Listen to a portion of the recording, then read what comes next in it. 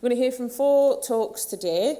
The session is how can the ecological value of marine artificial structures be considered for biodiversity conservation? And we're going to start that off with Stephen Duncombe-Smith, who's going to talk to us about offshore nature conservation in the UK, and he's from the Joint Nature Conservation Committee, which is JNCC. Please come and welcome Stephen.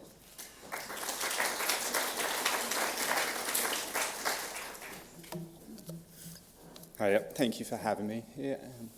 So I'm going to give a quick-ish run-through of conservation legislation and kind of how these assessments take place in the UK and how they kind of might interact with decommissioning.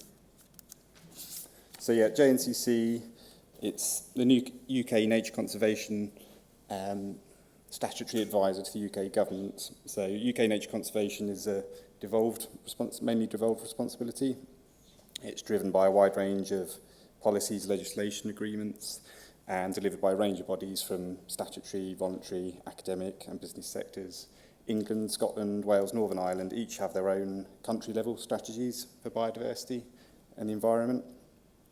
And obligations arise from international treaties and conventions and are the responsibility of the UK government, whereas devolved administrations have responsibility for implementing obligations that concern devolved matters.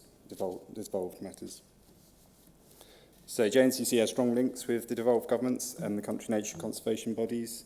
They play an important role in nature conservation at the UK scale and by coordinating nature conservation at the UK level and working in partnership to provide common approaches and shared solutions and best practice and providing a robust environmental evidence base across the UK.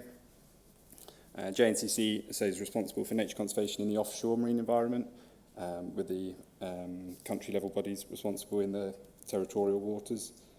We play a role in supporting government and industry to use the offshore environment sustainably through identifying, monitoring and advising on protected areas and by advising on impacts from offshore industries.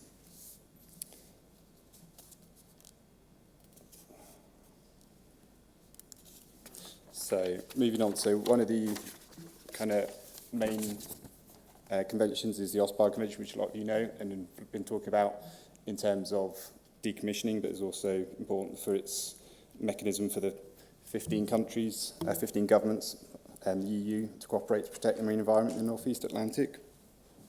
And yeah, I just want to put this on for a scale. Example of the scale of the OSPAR area is huge, and it's kind of a good example of an international agreement across a huge area. So OSPAR quality status reports, the last one in 2023 is what the OSPAR uses scientific assessments to summarise, to give a kind of an aim of understanding the state of the North East Atlantic and the extent to which the management measures are contributing to the current state. So the QSR 2023 will inform on the North East Atlantic strategy, and the next kind of main assessment will be an intermediate assessment in 2029 will be due. So this is an example of 2 of the bent indicators which have a kind of close link to offshore structures. So BH4A, which is an area of sealed habitat loss, is an indicator that looks at the extent of soft sediment habitats that are lost through structures placed on the seabed. This was a kind of a candidate indicator, it's called in the QSR, so it's kind of a test run. But in the next stage of the assessments, it will be a common indicator, so it will be used to assess how much habitat is being lost to structures. And also in development is a indicator that's looking at the physical disturbance to the benthic habitats from activities, so not related to the loss of the habitat, but the area of the seabed that's getting disturbed during the installation and maintenance operation of offshore structures. So this is some of the results from the QSR 2023. I mean, the general picture is that it's not looking good. which is no surprise, I suppose. But it gives an example that these indicator assessments all come together to look at a broad picture across the whole region. So moving on to the UK Marine Strategy. So this was the regulations 2010 that set out for good environmental status. The UK Marine Strategy helps deliver key international obligations and commitments to protect the marine environment under the UN Convention on the Laws of the Sea, the UN Sustainability Goals, under OSPAR, under Convention of Biological Diversity. And it's broken down into several different qualitative descriptors. We'll put this on as kind of a timeline of the UK Marine Strategy. So originally back in 2012 was kind of the initial assessment. So the strategy is broken into kind of three parts. There's a part one, which is the kind of an assessment. Part two is monitoring programs, and part three is the kind of programs of measures.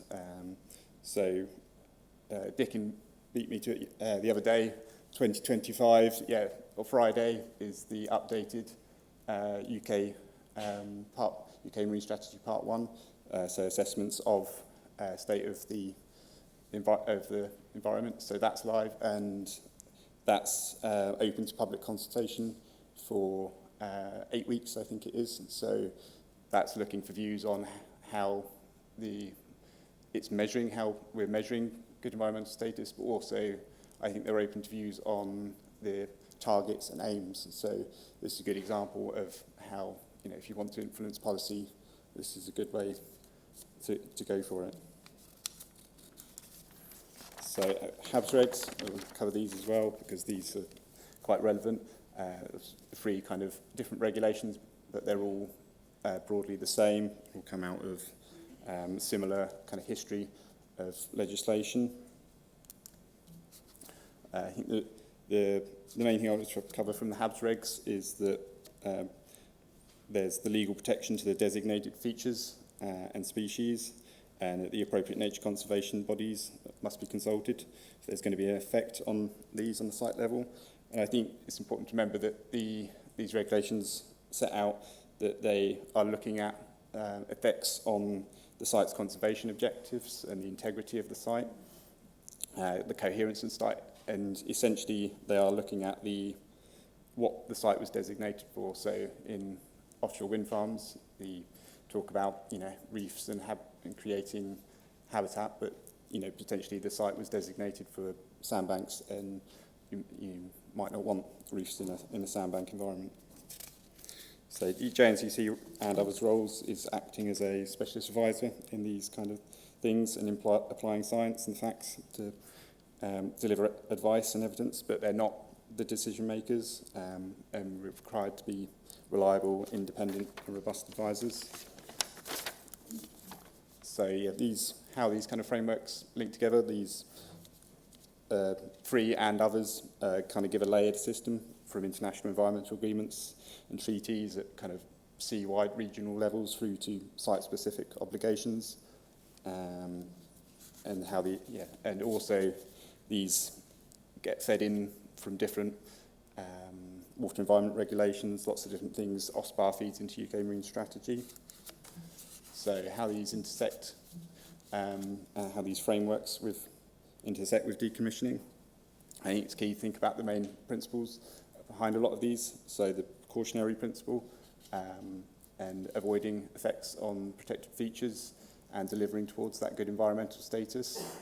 Some of the challenges, like I said, considering the habitat and species for which the site's designated for, uncertainty about long-term incomes, and liability, which I think others covered it yesterday. But also opportunities. So there's huge amounts of research and evidence coming from programs like INSITE, and as scientific advisors, there's always using the best available evidence. So as that evidence is available, we want to take that forwards. And there is, decommissioning is a prickly subject, but there is, building consensus of how to deal with it and how to approach it in a consistent way.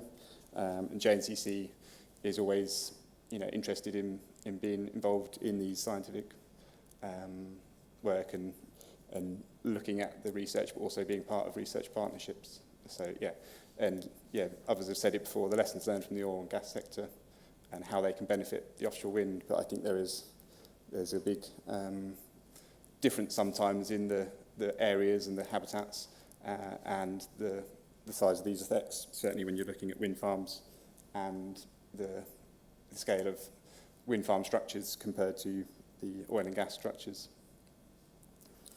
So yeah, continued dialogue and between the sectors is always good, and that's the aim. So that's yeah.